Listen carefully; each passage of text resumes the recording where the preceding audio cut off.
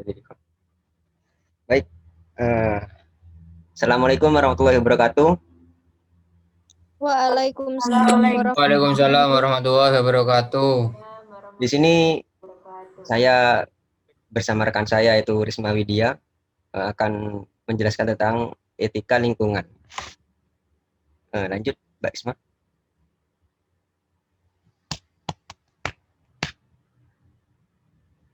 Ya, di sini lanjut, Mbak Risma. Ini nama saya dan NIM saya. Ini NIM-nya Mbak Risma. Yang pertama,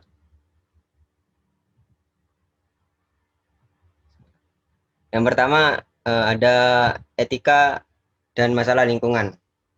Etika lingkungan berasal dari dua kata, yaitu etika dan lingkungan. Etika berasal dari bahasa Yunani yaitu ethos yang berarti adat istiadat atau kebiasaan.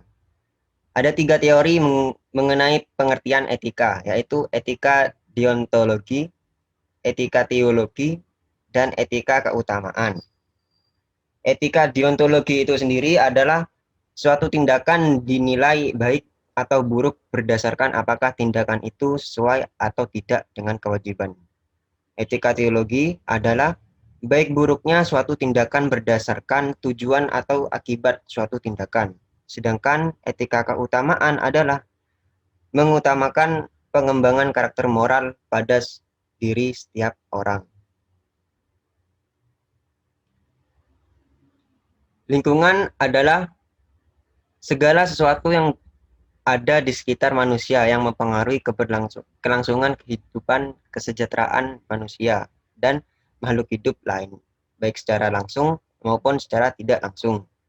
Jadi, etika lingkungan merupakan kebijaksanaan moral manusia dalam bergaul dengan lingkungannya. Etika lingkungan diperlukan agar setiap kegiatan yang menyangkut lingkungan dipertimbangkan secara cermat sehingga keseimbangan lingkungan tetap terjaga. Jadi, etika lingkungan merupakan kebijaksanaan moral manusia dalam bergaul dengan lingkungannya. Etika lingkungan diperlukan agar setiap kegiatan yang menyangkut lingkungan dipertimbangkan secara cermat sehingga keseimbangan lingkungan tetap terjaga.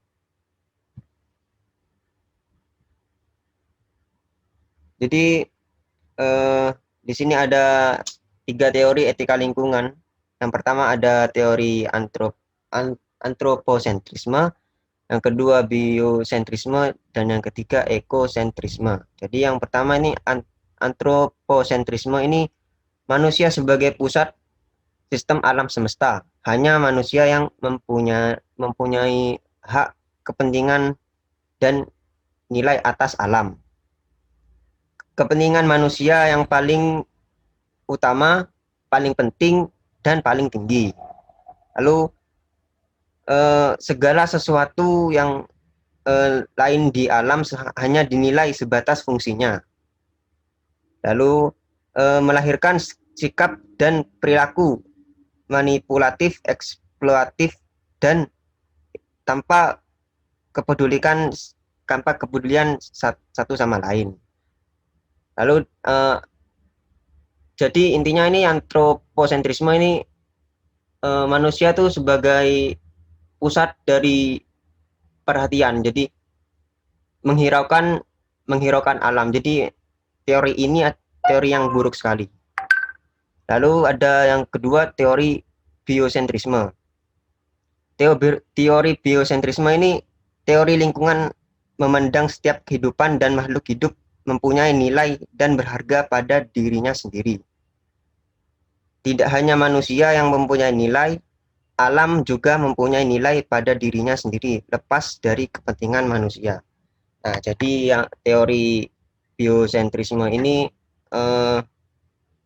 memusatkan perhatian kepada makhluk hidup, manusia maupun tumbuhan dan hewan. Jadi lebih baiklah daripada teori sebelumnya yang antroposentrisme. Lalu yang ketiga ada teori eksosentrisme. Teori eksosentrisme ini lanjutan dari teori biosentrisme. Jadi teori eksosentrisme ini memusatkan kepada keseluruhan. Jadi baik makhluk hidup maupun makhluk yang tak hidup. Bedanya dengan teori biosentrisme ini kan ini memusatkan kepada makhluk hidup saja. Jadi yang tidak hidup tidak dipusatkan. Jadi kalau yang teori yang ketiga ini ekosentrisme ini memusatkan kepada makhluk hidup maupun yang tidak hidup. Lanjut. Lalu akan dijelaskan oleh Mbak Isma. Baik, terima kasih Mas Alfian. Di sini saya akan menjelaskan tentang dasar-dasar etika dan kesadaran lingkungan. Dasar-dasar pemikiran pendekatan etika lingkungan. Yang pertama yaitu dasar pendekatan ekologis. Nah, dasar pendekatan ekologis ini mengenalkan suatu pemahaman dengan adanya keterkaitan yang luas atau kehidupan di mana tindakan manusia pada masa lalu, sekarang, dan yang akan datang. Nah, akan memberi dampak yang tidak dapat diperkirakan. Kita tidak bisa melakukan hanya satu hal atas alam itu sendiri. Kita tidak bisa sepenuhnya memahami bagaimana alam bekerja. Kita juga tidak akan pernah bisa mengelak bahwa apa yang kita lakukan itu pasti memberi dampak pada organisme lain, sekarang atau nanti yang akan datang.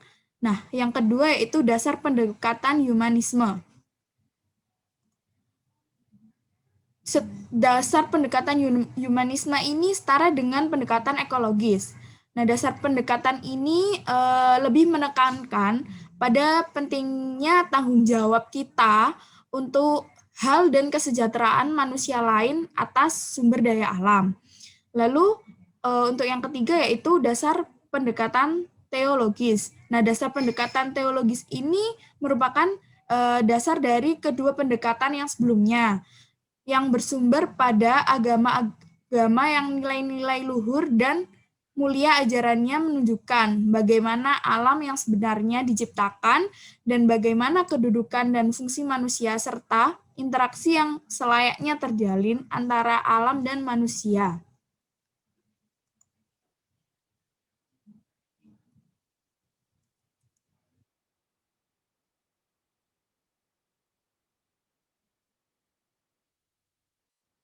Nah, lalu adapun kesadaran-kesadaran lingkungan yang selayaknya ada bagi kepentingan keberlanjutan bumi dan sumber daya alam.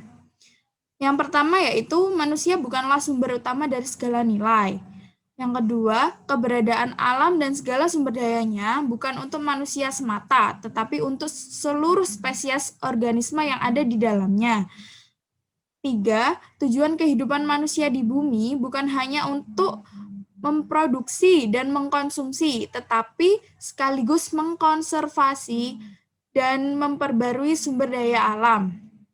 Yang keempat, meningkatkan kualitas hidup sebagaimana dasar ketiga yang di atas harus pula menjadi tujuan kehidupan.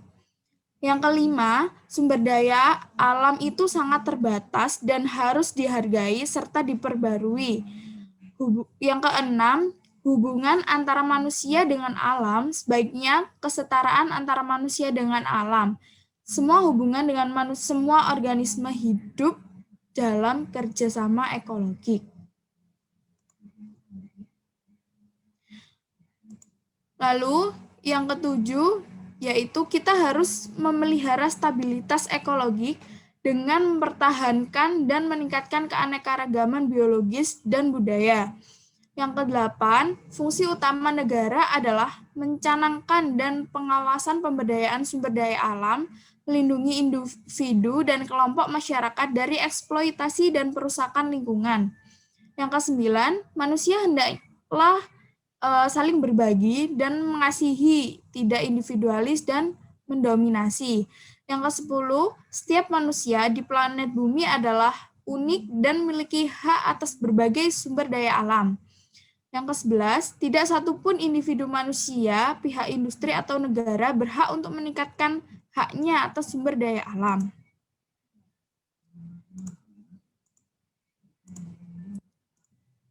Lalu selanjutnya yaitu pendidikan etika lingkungan dan harapan. Nah, penanaman etika lingkungan ini tentunya itu dilakukan melalui pendidikan. Nah, karena melalui pendidikanlah seseorang itu akan belajar berinteraksi menghadapi segala permasalahan dan berusaha memberdayakan potensi yang ada dalam dirinya untuk memecahkan suatu masalah. Nah, pendidikan etika lingkungan ini merupakan suatu upaya untuk merubah cara pandang, pemahaman, dan perilaku mereka terhadap alam, sehingga mereka dapat berpikir, merasakan, memilih, dan mengambil keputusan, serta bertindak penuh pertimbangan dan tanggung jawab dalam memanfaatkan, mengelola, atau menyelesaikan masalah lingkungan dalam hidupnya kelak. Nah, pada dasarnya, pengetahuan dasar tentang lingkungan ini sudah ada di wilayah lokal kelompok masyarakat, tetapi masih dalam bentuk fakta atau fenomena yang belum terorganisasi. Nah, untuk itu, keluarga, sekolah, dan organisasi masyarakat memiliki tanggung jawab untuk bekerja sama membangun pola pendidikan lingkungan yang terpadu yang memberdayakan potensi lingkungan dan budaya lokalnya. Pendidikan etika lingkungan yang kuat dan terpadu ini diharapkan dapat membentuk generasi manusia yang memiliki kepekaan, kepedulian, dan komitmen yang tinggi terhadap lingkungan dan pemecahan masalah-masalah lingkungan. Nah, hal ini dapat memberi kontribusi pada upaya membangun dan mengembangkan masyarakat dan tatanan sosial yang memiliki kepekaan ekologis dan mampu menciptakan dan mewujudkan keberlanjutan bumi yang sehat, sejahtera, dan berdaya guna sepanjang waktu. Selanjutnya akan dijelaskan oleh Mas Alfian.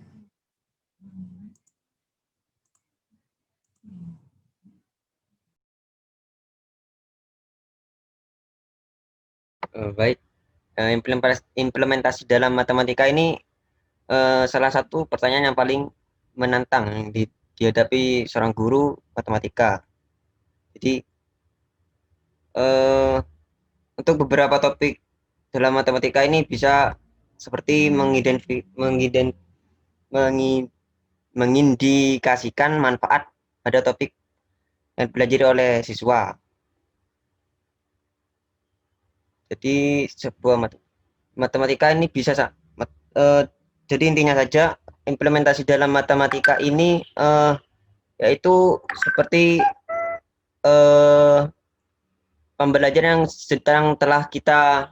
yang telah kita pelajari di semester 1 kalau tidak salah itu ada pembelajaran logika. Nah, itu adalah seperti implementasi di dalam materi ini.